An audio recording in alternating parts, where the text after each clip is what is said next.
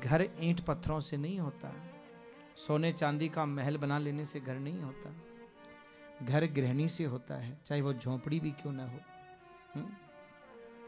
ईंट पत्थरों का बना हुआ घर नहीं कहलाता।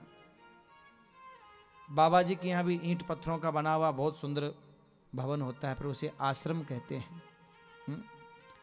सरकारी भी बड़े बड़े इमारतें बनी हुई हैं, पर उन्हें हम घर नहीं कहते, उन्हें भवन कहते हैं। घर किसे कहते हैं? जहाँ गृहिणी रहती है उसे हम घर कहते हैं। और सजनों, घरवाली चाहे तो पति के दुख को बढ़ा दे और घरवाली चाहे तो पति के दुख को घटा दे। इसलिए महाराज, भगवान की बहुत बड़ी कृपा है उन लोगों के ऊपर जिनका प्रेम एक दूसरे से बराबर बना हुआ है। पति और पत्नी जो प्रेम से रहते हैं, सजनों, उन्होंने कोई पुण्य किया होगा, हाँ, कि वो प्रेम से अपने दाम्पत्य जीवन को चला रहे हैं। और जहाँ खटपट खटपट होती रहती है तो मान लो कोई न कोई हमारी साधना में कमी रह गई। भैया, चाहे कितना भी ईंट पत्थर का कोठी बंगला गाड़ी आज हम बना रहे हैं, पर अंदर झांक करके देखो तो प्रेम दोनों में ही नहीं है, बच्चों में भी नहीं है। सब एक दूसरे की टांग खींच रहे हैं। पुराने जमाने में भले ही बड़ी बड़ी कोठियां नहीं होती थी, गाड़ियां नहीं होती थी, लेकिन सजनों आपस में प्रेम होता था। भले ही सबके अलग अलग कमरे नहीं होते थे। देखो, पहले लोग एक कमरे में एक साथ रहते थे, परिवार, हाँ, 2 कमरे होते थे। कोई रिश्तेदार नातेदार आ जाता था, मेहमान आता था, तो घर वाले एक कमरे में हो जाते थे और रिश्तेदार को, जो भी मेहमान आया, उसको दूसरे कमरे में। हाँ, आज घर में चाहे 4 कमरे हैं और कोई मेहमान आ जाए ना घर में, तो महाराज सोचना पड़ता कि कहाँ ठहराएं, कौन सी धर्मशाला में, किस घर में, है, किसका घर खाली है। अपना घर खाली नहीं लगता किसी को। क्यों?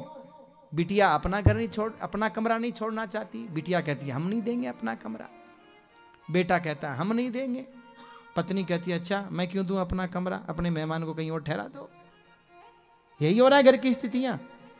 पहले 2 रूम में भी आए हुए मेहमान को हम घर में ठहरा लेते थे, और आज हमारे पास 4 रूम हैं, 10 रूम हैं, लेकिन उसके बाद भी कोई मेहमान आता है तो सोचना पड़ता है कि इसको हम ठहराएं कहां। क्या बदल गया सजनों? आपसी प्रेम बदल गया। पैसा तो आया पर प्रेम चला गया। पहले पैसा नहीं था, प्रेम था।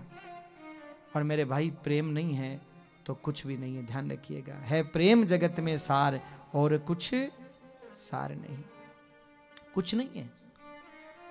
बस इस कथा के माध्यम से यही शिक्षा दी है कि भैया ठाकुर जी को नमन करो, प्रार्थना करो कि हे ठाकुर जी, हमारा दाम्पत्य जीवन, भले ही हमारी कोठी वीआईपी बने या नहीं बने, पर हमारा दाम्पत्य जीवन वीआईपी चलता रहे।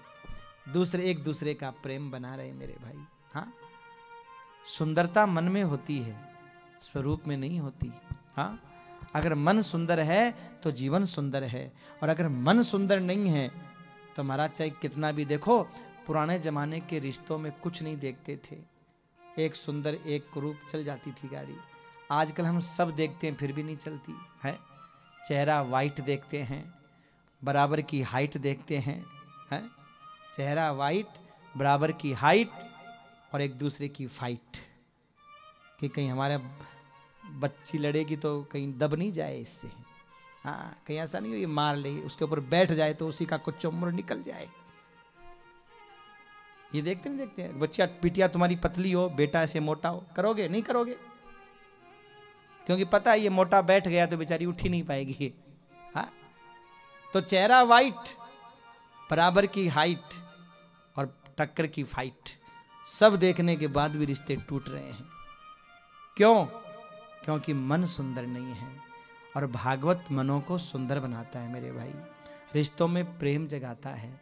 इन श्लोकों के भाव को अगर जीवन में उतार लो तो जीवन आनंद में हो जाता है, सुख में हो जाता है।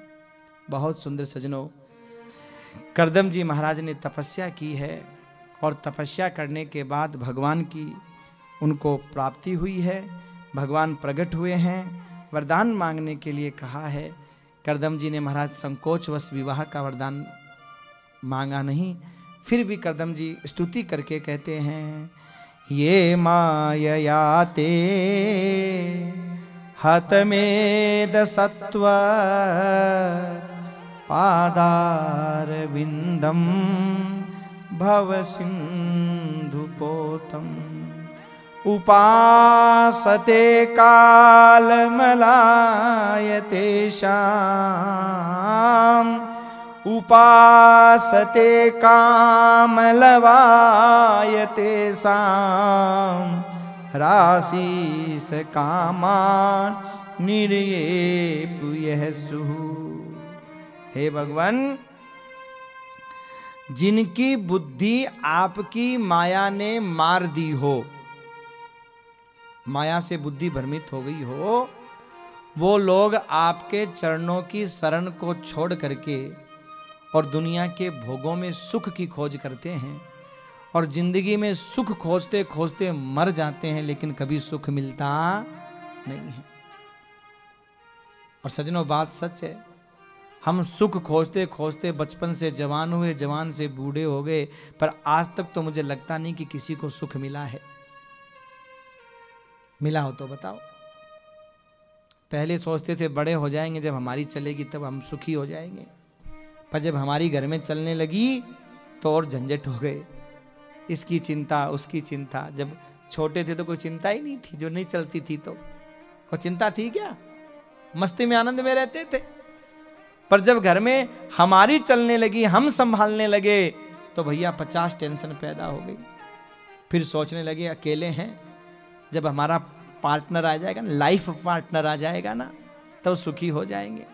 और जिंदगी में लाइफ पार्टनर आया तो और दुखी हो गए।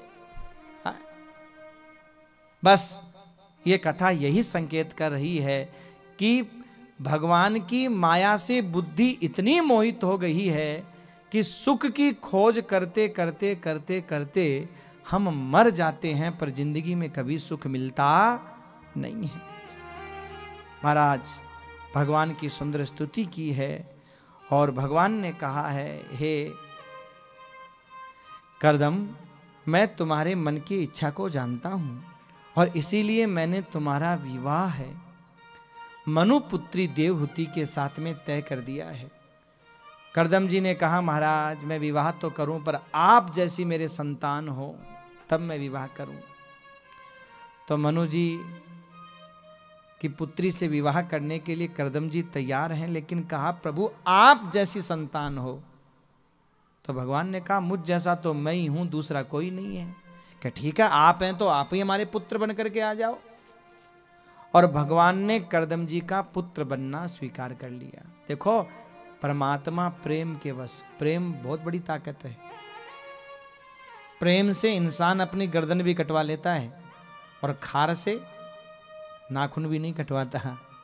हाँ, प्रेम से इंसान अपना खून बहाने को तैयार है और बिना प्रेम कोई पसीना भी नहीं बहाता है। प्रेम जगत में सार और कुछ सार नहीं। वो परमात्मा भी धरती पर आने के लिए तैयार हो जाते हैं। करदम जी के प्रेम के वशीभूत सजनों धीरे धीरे समय बीता। देवहूति माता का विवाह है करदम ऋषि के साथ में संपन्न हुआ और उनके यहाँ साक्षात भगवान नारायण कपिल के रूप में अवतार लेते हैं।